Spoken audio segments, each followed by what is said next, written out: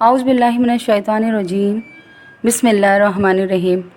السلام علیکم عزیز طلباء، میٹروپولیٹن اسکول سے حصہ قواعد سے خطوط نویسی کا طریقہ کار لے کر آپ کی اردو کی ٹیچر آپ کی خدمت میں حاضر ہیں۔ پیارے بچوں، کیا آپ کو معلوم ہے کہ خط کو آدھی ملاقات بھی کہا جاتا ہے، یعنی خط سے آدھی ملاقات ہو جاتی ہے۔ پیارے بچوں، اسی لیے خط لکھتے وقت اس بات کا خیال رکھا جاتا ہے کہ جیسے دو اشخاص کے درمیان ملاقات کے وقت باہم گفتگو ہو رہی ہو۔ پیارے بچوں، خط کے 6 حصے ہوتے ہیں۔ نمبر 1، لکھنے والے کا مختصر پتہ اور تاریخ۔ نمبر 2، القاب۔ نمبر 3، آداب۔ نمبر 4، نفس مضمون۔ نمبر 5، اختتام۔ اور نمبر 6، نام اور پتہ۔ پیارے بچوں، یہ تو ہو گئے خط کے حصے۔ آئیے اب ہم سیکھتے ہیں کہ خط کس طرح لکھا جاتا ہے، یعنی اب میں آپ کو خط کے حصے سمجھاؤں گی تاکہ آپ خود سے خط لکھ سکیں۔ خط کا جو پہلا حصہ ہے، پہلے ہم وہ سمجھتے ہیں، یعنی لکھنے والے کا مختصر پتہ اور تاریخ۔ بیٹا، جس مقام سے خط لکھا جائے اس مقام کا نام خط کی پیشانی پر دائیں کونے پر لکھنا چاہیے۔ مختصر پتہ لکھنے کے بعد اس کے نیچے تاریخ لکھی جاتی ہے۔ آئیے اب خط کا دوسرا حصہ دیکھتے ہیں۔ خط کا دوسرا حصہ ہے القاب۔ آئیے القاب کو سمجھتے ہیں۔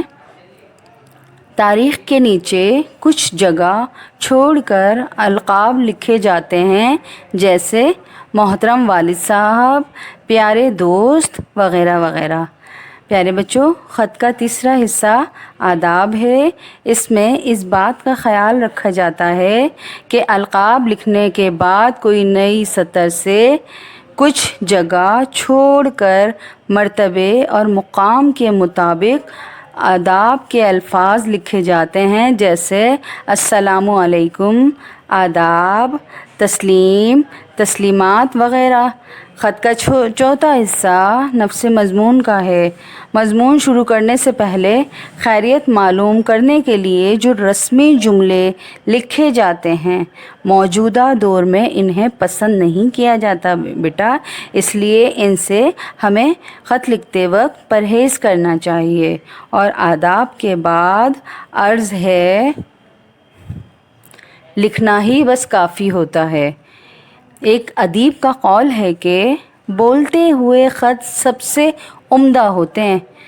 بیٹا، اس کا مطلب یہ ہے کہ جس طرح روزمرہ بات چیت کی جاتی ہے، ایسی ہی سادگی اور بے تکلفی خط کی عبارت میں بھی ہونی چاہیے۔ خط کا 5واں حصہ اختتام ہے۔ آئیے اب اس حصے کو سمجھتے ہیں۔ خط کے القاب کے مطابق کوئی کلمہ یا جملہ لکھا جاتا ہے، جیسے خیر خواہ، دعا گو، فرما بردار، مخلص، آپ کا فرما بردار بیٹا، آپ کا پیارا بھتیجا وغیرہ وغیرہ۔ آئیے بیٹا، اب خط کا آخری اور چھٹا حصہ دیکھتے ہیں۔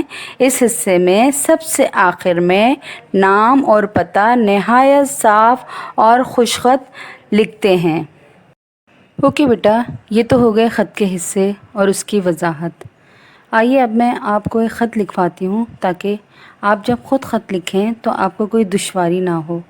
جب ہم خط لکھیں گے تو مختصر پتہ اس طرح لکھیں گے: از کمرہ امتحان، نیچے والی لائن میں الف ب جیم روڈ، اس کے نیچے والی لائن میں آپ لکھتے ہیں کراچی، پھر تاریخ لکھیں گے اور جس دن خط لکھیں گے اسی دن کی تاریخ لکھیں گے، جیسے مورخہ 5 جولائی 2020، پھر القاب لکھیں گے۔ القاب ہم سوال کے مطابق لکھیں گے، جیسے اگر ہم نے ابا جان کے نام خط لکھنے کے لیے کہا گیا ہے تو محترم ابا جان، چچا جان کے نام خط لکھنے کے لیے کہا گیا ہے تو محترم چچا جان، اور اسی طرح اگر چھوٹے بھائی یا دوست وغیرہ کے نام خط لکھنے کے لیے کہا گیا ہے تو پیارے بھائی یا عزیز دوست وغیرہ وغیرہ کے القاب لکھے جائیں گے۔ اور آداب ہم القاب کو دیکھتے ہوئے استعمال کریں گے، یعنی اگر کسی بڑے کے نام خط لکھ رہے ہیں تو مرتبہ اور احترام کا خیال رکھتے ہوئے السلام علیکم، آداب، تسلیم وغیرہ وغیرہ کے الفاظ استعمال ہوں گے۔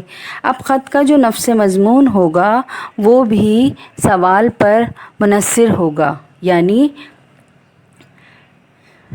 خط جس بارے میں لکھنے کے لیے کہا گیا ہوگا، مثال کے طور پر ابا جان کے نام خط لکھنا ہے اور ان سے پیسے منگوانے ہیں نئی جماعت کے لیے یونیفارم اور کتابوں کے لیے، تو خط کا نفس مضمون اسی لحاظ سے ہوگا، یعنی جیسے محترم ابا جان، میں نئی جماعت میں پاس ہو کر آ گیا ہوں اور اب مجھے نئی جماعت کے لیے نئے یونیفارم اور نئی کتابوں کی ضرورت ہے، امید ہے کہ آپ مجھے پیسے بھیج دیں گے تاکہ میں اپنی ضرورت پوری کر سکوں۔ پیارے بچوں، خط کے نفس مضمون کے بعد اللہ حافظ کیا جائے گا اور خط کا اختتام خط کے القاب کے مطابق ہوگا، جیسے اگر ابا جان کے نام خط لکھا ہے تو فرما بردار بیٹا، چچا جان کے نام خط لکھا ہے تو آپ کا پیارا بھتیجا، اسی طرح اگر چھوٹے بھائی کے نام خط لکھا ہے تو دعا گو، اور دوست کے نام خط لکھا ہے تو بھی دعا گو وغیرہ کے الفاظ استعمال ہوں گے۔ سب سے آخر میں نام اور پتہ لکھتے ہیں، جیسے الف ب جیم۔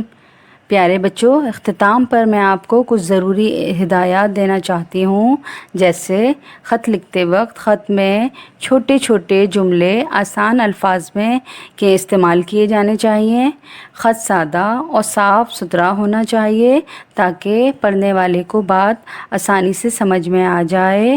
امتحان میں جب ہم خط لکھتے ہیں تو اس بات کا خیال رکھتے ہیں کہ اپنا یا اسکول کا نام یا رول نمبر نہیں لکھیں، مقام کی جگہ کمرہ امتحان اور نام کی جگہ الف ب جیم کے حروف لکھیں۔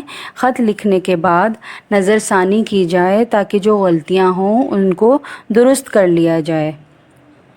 امید ہے طلباء آپ نے خطوط نویسی کو بہت اچھی طرح سمجھ لیا ہوگا، اور اب آپ اپنے نصاب میں موجود دوست کے نام جو خط ہے اسے بہت اچھی طرح اپنی کاپی میں کریں گے۔